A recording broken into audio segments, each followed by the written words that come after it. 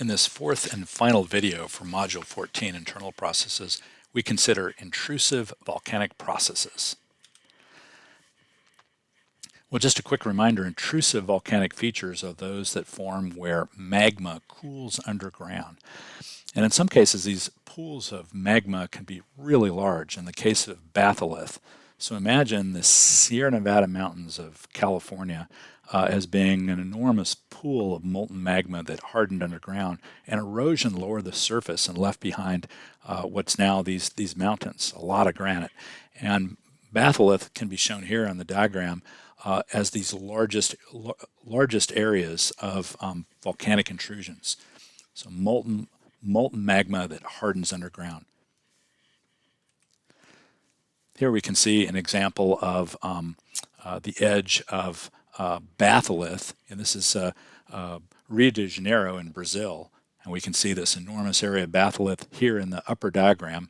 The smaller thing that's sticking up there called Stock is connected to Batholith, and we can see it here in this diagram. So Stock is sort of, this is side view here. Stock is sort of a smaller example of an intrusion that's very similar to Batholith, but a little bit smaller in size. An example of Stock is Stone Mountain, Georgia, shown here in the lower diagram, not far from Atlanta. They have some great laser light shows and also some carvings of famous Civil War generals on the side of the mountain. But Stock would be an example of something smaller, as I say, smaller than Batholith. Smaller yet than Stock typically is Laccolith, and that Laccolith is represented where a vertical intrusion, so the vertical movement of molten material, molten magmas that tried to make it to the surface, got sandwiched between existing layers of rock and sort of pushed up on those existing layers of rock and actually warped the rock above. And we can sort of see that in the upper diagram right here. We see this this red area representing magma that pushed upward, and then it sort of pushes here on the bottom of this existing layer of rock, warping that layer of rock. And here we see a cutaway of some Laccolith on the side of a mountain.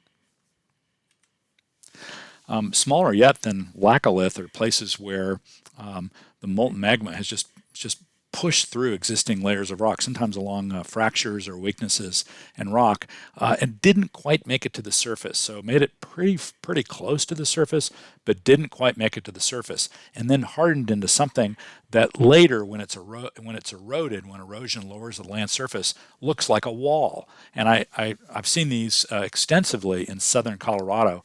Around Great Sand Dunes National Park, if some of you have traveled there in that southern part of Colorado. But these dikes right here look like walls. They're very unusual.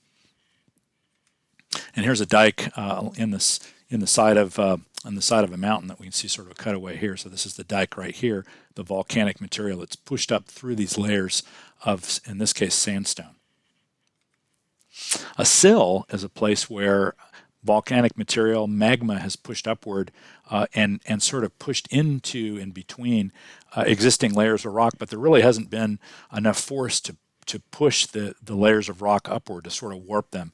So sill is where it just sort of rises up and then just sort of fills in a void or creates a space, a smaller space between existing layers of rock.